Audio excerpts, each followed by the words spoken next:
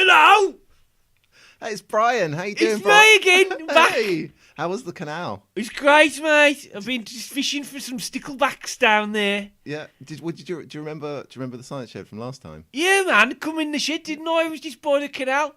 And I come in, and I'm here again. Did you like it last time? I loved it, mate. I don't know if you remember, but it's a science podcast that comes out every 2 weeks. That was right. You told me that last time. Yeah, no, the- it's good to say you just a couple of blokes talking about some stuff to do with science. We tried to, yeah. Great. Would you like to hear it?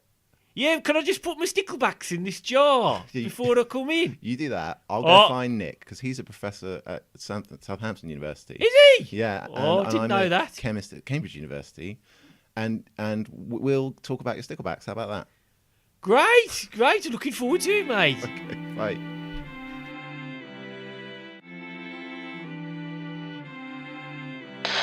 Science shed! We're in the science shed! Science shed! We're in the science shed! Come on, Steve. Bunsen. Burner. Dolly. Machine. Internal. Combustion. Why do we need Steam. Petri? Dishes. Oscar. Base. Isaac. Newton. Transplanting. Science! So, Steve, is Carol Vorderman coming to the dinner tonight? Not that I'm aware. I couldn't see her on the form. So, those of you listening will wonder why I've just asked that question about Carol Vorderman. Steve, tell us why I was looking forward to see Carol Vorderman tonight. Well, Nick has come all the way down from Southampton to Cambridge because I invited him to one of our college dinners. And I thought Carol Vorderman was coming because she's a former alumnus of Sydney, Sussex, which is where I'm a fellow. But she's not, so... I've just scanned the guest list thing and there's no Carol Vorderman. Not even the new one on Countdown Now, who, to be honest, would be preferable to Carol Vorderman anyway. No offence, Carol Vorderman. What's her name? The new I one? can't remember. Is it Susie? Oh, no, Susie's the other woman. Susie Dent is The the other one. Dictionary Corner one, who I'd also quite like to sit next You've got to. a bit of a thing for Susie, haven't I you? quite like Susie, Yeah. yeah. Well, she's been there for years and she's got gradually more glamorous. I think if you plotted glamour against time, Right. it would be linear. It would just go up gradually with a Right, steady 'cause gradient. that kind of happened with Carol too, didn't it? I think so, yeah, because when Countdown started, it was the first ever thing broadcast on Channel 4. And she was, at the beginning, well, she was a maths graduate from Cambridge, but she got not a very impressive degree. She got into broadcasting afterwards. This is Carol. Yeah. She's one of the Nines Club. The Nines, what's that mean? That means you get a third in every year of your degree. No, poor Carol. Yeah. Anyway, In fact, I think if you Google on her Wikipedia page, I think it says she's part of the Nines Club. well, what that just goes to show that Yeah, academic absolutely, doesn't doesn't mean success anything, isn't exactly. related, and she's brilliant. I like Carol Vorderman, actually.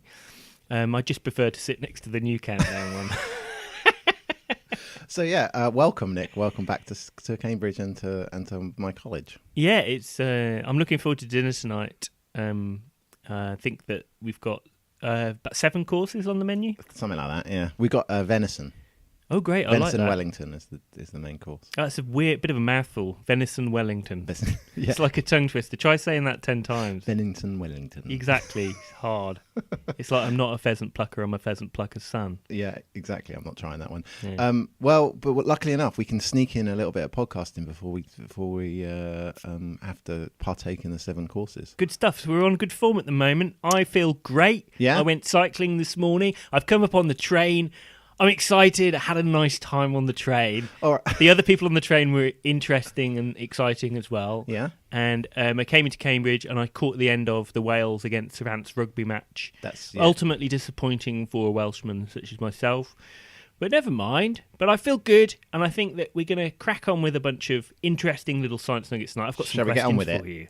I think so. But then tomorrow morning we can do the flip side. The okay. hungover. We've drunk so much port. That Exactly. It'll be my So voice. listeners- I reckon we could analyse my voice. So the Hang listeners on. now. Hang on. Yeah. We could analyse my voice, and I reckon it'll drop Like an several octave. semitones by tomorrow because I'll be Well, feeling rough. yeah. Well, that's the thing. Like the listeners don't know. We're about to cut to ourselves being hungover tomorrow morning, but for the listeners, it will happen just right now. But we're going to time travel. But at the Wow. moment, should we just get on with talking about some Yeah, science? come on, Steve.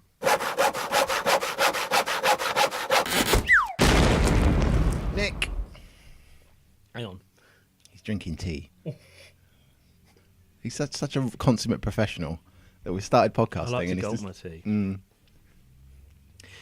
Steve, scientific bet. Scientific bets. Okay. So, do you know about any famous bets made in the history of science. Yeah, there was the famous one with Stephen Hawking. We bet like a month's Playboy to The year. It was a year subscription to Playboy, right? There was whether the existence of black holes, whether there was a black hole in the center of the Milky Way, wasn't it? I think that was the bet. I think it was specifically whether or not black holes existed or not. Okay. And he made that bet with. Do you know the guy who I don't made it? He's know, called no. Kip Thorne. So he's Yeah, another that's right, famous yeah. astrophysicist.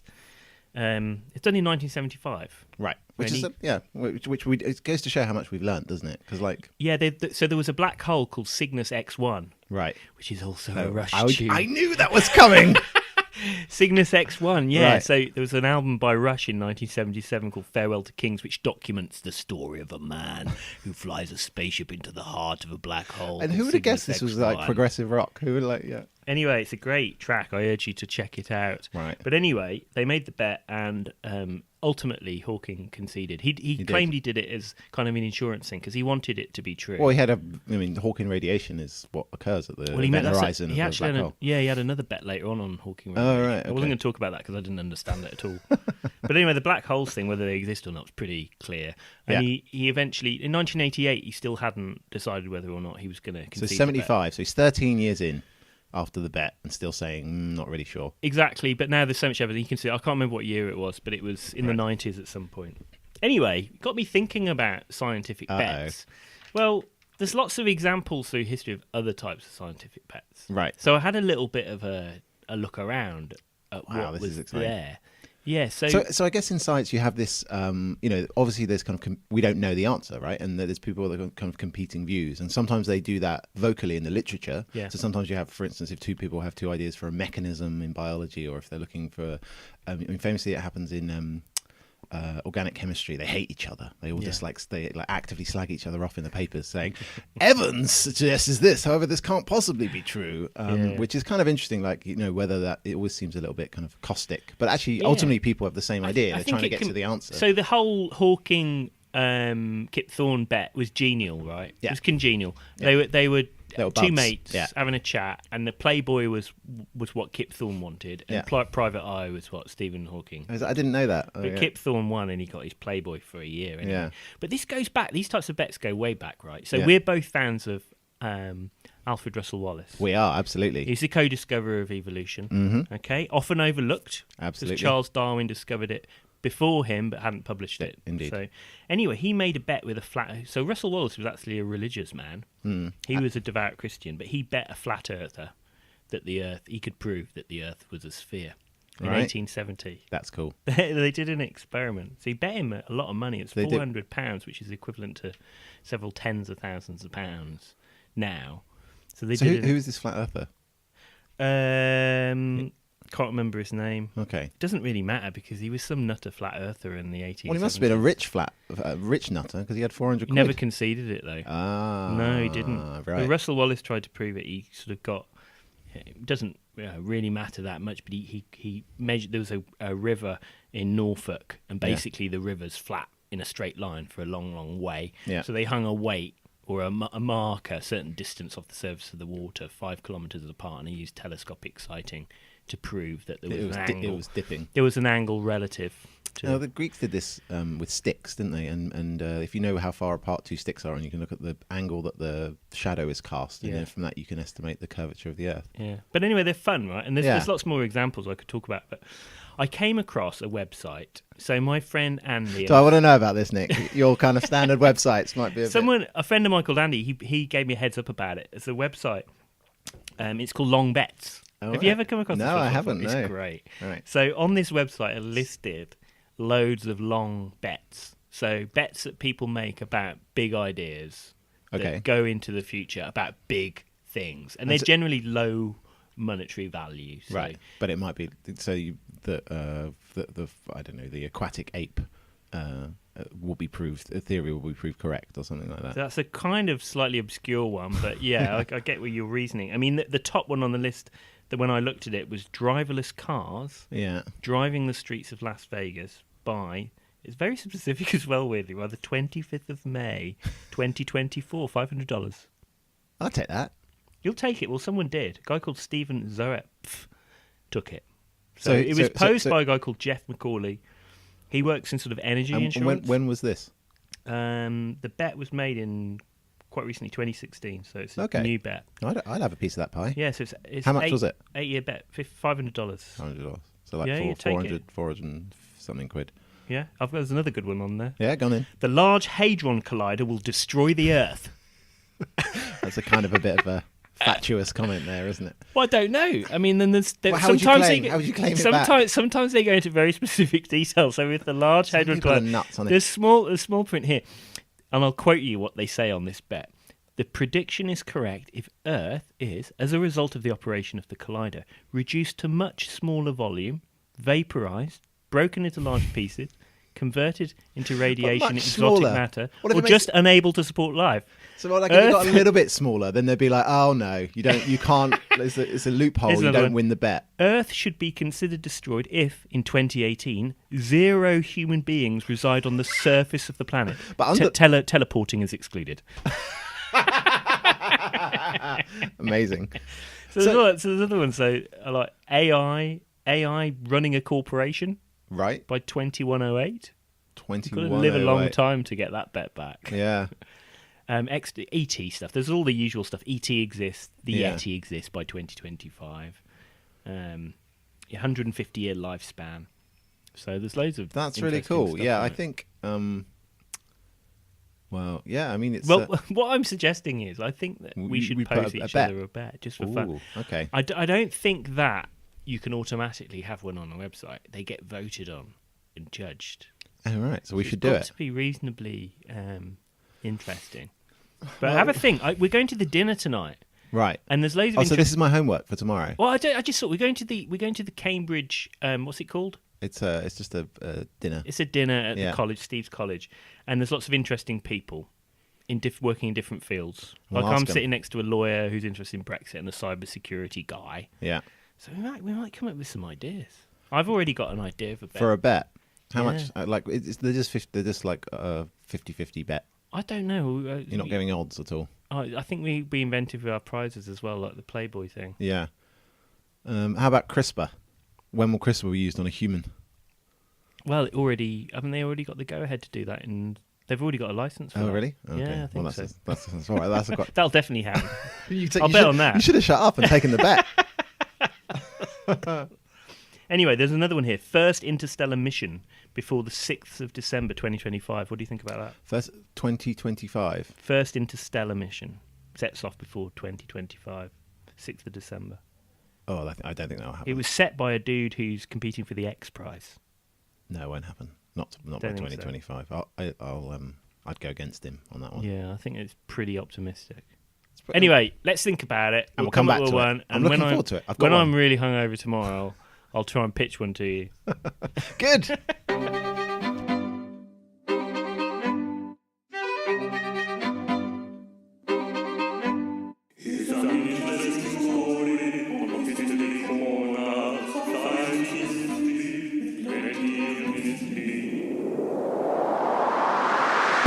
Take you on a ride through the science of the past. Hold on your money, cross and pole in your glass. I didn't have the internet, which is a Game of Thrones, but still I had some fun saying shit like telephone.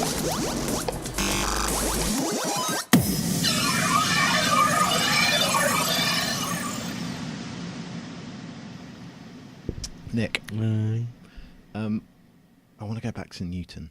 Oh, you're in love with Newton. I really am. It's Do you my, fancy my, him? my internal love letter to him. Do you fancy him? I don't. No, not really. He's not an attractive-looking character, He's got a pretty powerful mind. and they must have though. tried to make him look the best What's, that he what's possibly the could. word when you like people are attracted to intelligence? There's sapiosexual. That's what that means. Really? Yeah. Say peop- again. Sapiosexual. Sapiosexual. Yeah, Oh, I see. Like sapiens. Yeah. Sapient. I think yeah. Sapiosexual. So people like. Is that why I fancy Clara Vorderman? It's why you've got hundreds and hundreds of like adoring fans, Nick, that are knocking at your door. I know it's a problem sometimes. They just get in the way. I know. More than anything, don't it's they? very difficult. Anyway, Newton. Mm. So last week on the podcast, on episode 20, we spoke about this letter I found from Isaac Newton explaining about This colours. is when he tried to put his prism in another man's entrance. That's right. And I wanted to come back to it a little bit. So for anyone, just a very brief recap. So Isaac Newton wrote a letter about the kind of phenomenon of colour. to the Royal Society in 1671. And it's the kind of very famous experiment where he essentially split light up and then recombined it. And I read it and I got really excited by it. And then Nick just had to ruin it for me. Sorry. But I wanted to come back to it because I wanted to talk about it a little bit more because it's great, right? So last time we left him, he just put he put a prism on his windowsill and he was looking at the rainbow that comes out, right? Remember? Yeah, I do remember that. Yeah. It's famous. The Pink Floyd album Dark Side of the Moon. Yes. That's what he was doing. That's what he was doing. Way before Pink Floyd. But then what he did... Exactly, yeah. And everyone says they're a seminal band. But Newton was way ahead of them on that one. Yeah, way ahead of his time. And then the other thing he did is he took the prism, took an identical prism, and then put it next to the first prism to recombine the light. And upside down, isn't it? Here's the paragraph where if you look on the back of the gatefold of Dark Side of the Moon, there's another prism upside down, recombining it, So he said, so he's talking about it. He says, and to try this, I took another prism like the former, and so placed that the light passing through them both might be refracted contrary ways, and so by the latter returned it into the course from which the former had diverted it. And so it's that's the first time we've ever done that. Isn't that weird cool? Way of writing. It's a weird way of writing it, right? So anyway, he carries on going, and then he starts talking the bit which I thought you'd quite like, right? So has he got lots of booze and girls and things like that? I know that is your main preoccupation, is vice. Yeah, I can't believe you're calling it vice, Steve, like you're stuck in the 1600s. That is your main preoccupation, Dr. Evans, is vice. Exactly. So here's his next bit. He's thinking about light and colour. He says, then I began to suspect whether the rays, after their trajectories through the prism, did not move in curved lines, and according to their less curvidity, tend to divers parts of the wall. What the hell? It's confusing. Yeah. I agree, it's confusing, right? But he goes, when I remembered that I had often seen a tennis ball struck with an oblique racket describe such a curved line, for as a circular as well as the progressive motion being communicated to it by the stroke. Hang a minute, bend it like Beckham. Bend it like Beckham, exactly, yeah. It parts on the side where the motions conspire, must pref and beat the contiguous air more violently than the others, and there excite a reluctancy and violency than the other, and the reaction of the air proportionally greater. And then he starts talking about the ether. So he's talking about how tennis balls curve. Yeah. In relation he's to just light. using an analogy and trying to apply it to light. It doesn't work for light, though. No. You can't hit light you can't bash it with a prism, can you? He has a go. Does he? It doesn't What's work. he do? So he goes. He did a load of wacky stuff, though. Yeah. He tried to stick a knife in the back of his eye to see whether because he worked out that the image would be inverted in your eye, which it is. Did you know that? The image is inverted in your eye. Yeah, Absolutely, so the world is upside down. Yeah, your brain and our flips brain it up. flips it the It's right way amazing up. cool, wasn't it? Yeah, a famous example of a guy who wore glasses Right. that flipped the world upside down, and he kept them on continuously. And after about, I think it was something quite short, like a week, it actually flipped the world the right way up again. In his brain. So he visualised the world being the correct way up. When he Yeah. took the glasses off, it went the wrong way again. That's amazing. It's totally weird. Yep. You know what? I can't believe that because I'm going to have to look into you that. get it, so- I accept. My physics teacher told me that at school, Yeah. right? And I believed it. But how is that possible? Did it happen gradually, or did it just one day it woke up? You and mean it the was... brain? How does your brain do it? How did it can't suddenly flip over? No, the idea here is that you wore the glasses, the world Yeah. went upside down, as it would, Yeah. but then your brain puts it the right way up. Yeah. So you he can- was seeing the right way up. But Yeah. did that happen suddenly? It Oh, can't right. happen gradually. It's I like reckon- all or nothing. I reckon it'd be like, you'd look at something and That and is weird. it's amazing. We'll isn't it? come back to that. Yeah, When so, I'm so we do it. hungover So I'm kind of involved with one of the things I do is I talk about laser safety because our lab works with lasers, and there's actually a good example of when someone because damaged you're their a eye. real safety conscious stickler for the rules, aren't you, Steve? You know how I always stick to the rules. Safety first, Nicholas. So there was a case where someone damaged they got caught a reflection from a laser and it damaged the back of their eye. Yeah. And it burnt a little bit of the retina. Right. But what they did is it was a pulse laser, which has a very short. This was in your lab? No, this is in my lab. This is God, a kind yeah. of case study. Imagine if that happened in your lab. No, we don't use pulse lasers, and we have strict training protocols. Great, because they always were. Anyway, so what happened is, the guy's because he damaged his aqueous humor, it all went a bit red because it bled into his eye a little bit. Right. And then he graphitized a bit at the back of his eye, right? Carbonized it. Yeah. And so what happens is it all drifted down slowly through his aqueous humor. So he had like black bits. So the floating. aqueous, so just to correct your biology. Yeah. So the aqueous humor is the bit in between the cornea and the vitreous humor, and the right, main body okay. of your eye is the vitreous humor. Okay, in the vitreous humor. Just Thank wanna you. get I this appreciate it. correct, Yeah, we're scientists here, aren't we? Yeah, you don't mind. No, absolutely. Good, Thank good, you for good, correcting me. glad. But Fuck you. But yeah, because it was drifting slowly through his eye, Yeah. but like its brain was inverting it. For him, it drifted Oh upwards. yeah. Well, you can Yeah. do an experiment. I'll do it for you now. If you Yeah. push this side of your eyeball, Yeah. you'll see a black part appear on the other side. So if you just push that side of your eyeball, do you see a black object appear there? Yeah. That's because the image is inverted and you're applying pressure Yeah. to that side of your eye, but Yeah. you're actually seeing it inverted. That's very cool. Do you know? Because That's what Newton was doing. He stuck a knife down the back of his eye. Nut job. He also thought that when you ran quicker, it might brighten up things you saw. Because he thought it was something to do with your light being like a ball or something. Oh, really? Yeah, so he thought that light was tiny little balls, corpuscles he called them. Yeah. So he thought if you ran towards a light bulb, it would get brighter. Because the balls would have more energy relative to you. I can see the philosophy there. So, Yeah. but he didn't see that. He was wrong. He was. did the experiment. And He was wrong to start with. I mean, light is a particle. Yeah, that's So- De Broglie famously coined. Well, it's this. both, a bit of both, isn't it? Yeah. It goes both ways. It's like Well, bi.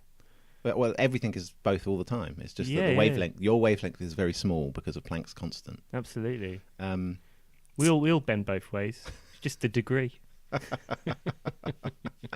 yeah. I'm not sleeping in your flat tonight, am I? No. Oh, great. Um, Your so- beard's looking very well manicured today. Have you put some gel on it? No, I haven't. I've done You've the got exact beard opposite. stuff, haven't you? No, I do have beard stuff, but yeah. Just saying. I'm trying to talk about Isaac Newton here. And you just want to talk about my facial hair. Carry on. Yeah, so he's talking about he wanted to see whether it was straight or not, right? That the light was straight or not. And hold on. I think What did he hit it with a tennis racket? he didn't. He was trying to put spin on a prism, like So by he- bouncing it off a mirror. It didn't work. No. But they said, therefore he decided it must be in a straight line. And then he talks about. I want to talk something about I told you about. That's how you do stuff, though, isn't it? It's like you have an idea and you test it as best you can, Yeah. and then you rule things out. Probably. But Yeah. that doesn't necessarily mean that they're wrong. It's just that you haven't got the best way of ruling it out. Exactly. So you have to work with what you got. So after that, he does his he gets his crucial experimentum crucius, and then after that, he figures out that experiment tells him that light is composed of separate. He doesn't know that at the time. He calls them rays of different refrangibility, but essentially Yes. different wavelengths of light. Yes, right? different colours. Yeah, different colours. And then he goes this. You'll like this. He goes, "When I understood this, I left off my aforelaid glassworks, for I saw that the perfection of telescopes was hitherto limited, not so much for what the glasses truly figured according to the prescriptions of optics, authors, brackets, which all men have hitherto imagined, close brackets, as because the light itself is a heterogeneous mixture of different refrangible rays." So he's it's interesting that So he's kind of worked out chromatic aberration. yeah. So then he's saying, that Chromatic aberration. What is chromatic aberration, Steve? chromatic aberration. So because light is bent by glass in different amounts depending on its color, what that means is when you imagine, we know that from going through a triangular prism. But if you imagine taking a piece of glass and shaping it into a lens, Yeah. what that does is it focuses it to a point. Yeah. And you can imagine if the light's bent by red light different to blue light, the Yeah. point at which it's focused to is Yeah. slightly different. It's all smeared out, basically. Well, it's not spin out, but they're at different Yeah. point. There are different planes. But the colours of the image are smeared. they're smeared because they're focused at different planes. You're Yeah. looking slightly in front or But slightly it behind. makes things blurry in Yeah. different colours, basically. Yeah, it right? does. So, So but it kind of smears the colours out up and above where you're... exactly. focus, Yeah, yeah. it depends on your nominal focal Yeah. plane. They call it. So I think it's just really cool because he's like the first time. So he's not just recognizing that this is true. He's actually thinking about the functional consequences of these discoveries he's He's doing making. translational science. Exactly. He'd probably get some money these days from one of the funding council because that's what they're obsessed with. That's true. Well, in fact, No one wants to do sciences for the sake of it anymore, Steve. It has to have an application. oh, Nick, don't be God so damn depressed. it. So you're like, I'll finish on this, right? This bit, because it's really good, right? So he's getting all excited about light and stuff. And then he goes, and so he finishes he's in the middle of a sentence where he's like talking about all these colours. And he says, so much a greater curiosity there would be requisite than in figuring glasses for refraction. Full stop, new paragraph. Amidst these thoughts, I was forced from Cambridge for the intervening plague. Isn't that awesome? I like the way he writes it into it. And it was for more than 2 years before I proceeded further. Oh my God, I'm going to say that next time when I'm writing a paper when EastEnders comes on. Yeah, exactly. Unfortunately, my studies were curtailed at the cliffhanger episode. By the intervening plague. It's good, isn't it?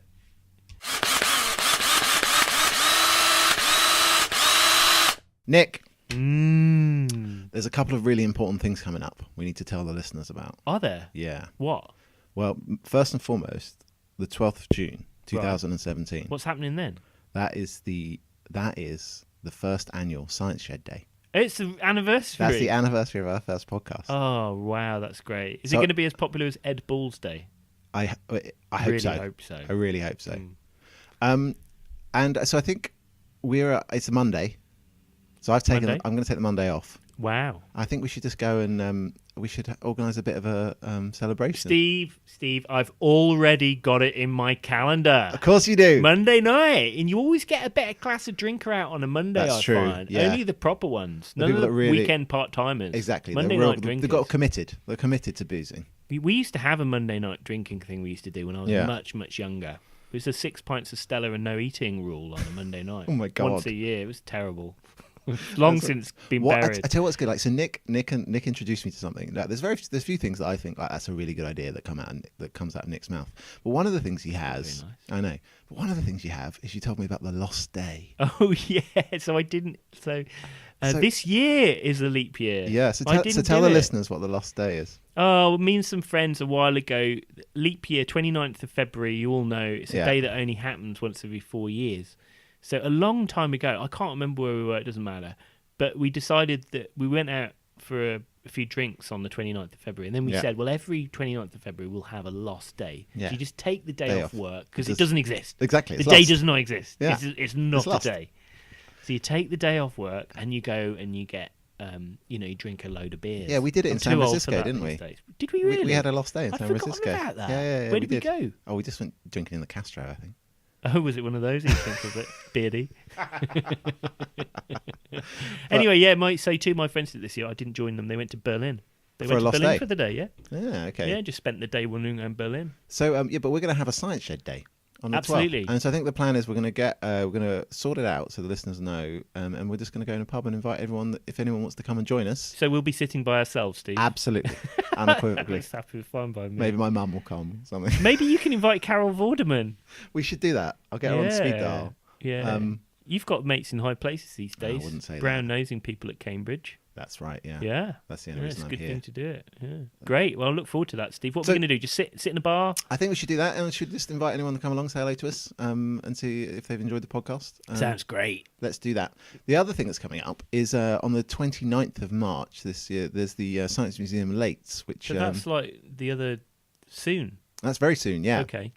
But my lab's doing it, so we're Cool. doing our exhibition called "How a Gin and Tonic Can Save Your Life," and we're talking about microscopy and fluorescence, and we've got bubbles and UV lights everywhere, so it should be Great. pretty cool. Yeah. So it's free to come. You can just go to the Science Museum in the evening, and they open up. There's like bars there and things, and there's lots of different exhibitions. And so I've been to one before. My Yeah. good friend Mel works on nanotechnology. yeah. She's not a science communication person. I went.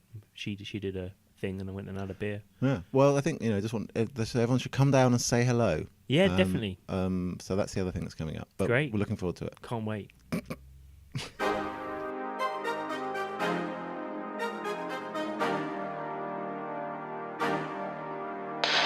Science Shed! We're in the Science Shed! Science Shed! We're in the Shin! Come on, Steve! Bunsen. Burner! Dolly. Machine! Internal. Combustion! Why do we need Steve! Petri? Dishes! Austin. Brain! Isaac. Newton! Transplanting. Science!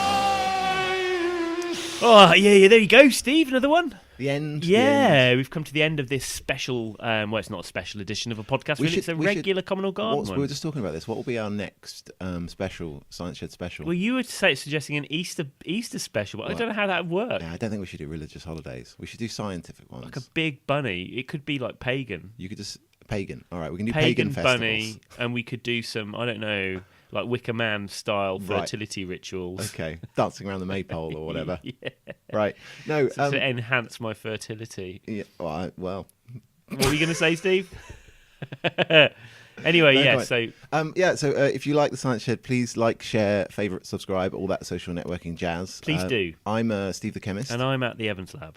and if you want to do us a favour, what would be really good is if you could just on iTunes or on SoundCloud, if you just write us a comment or a review on iTunes.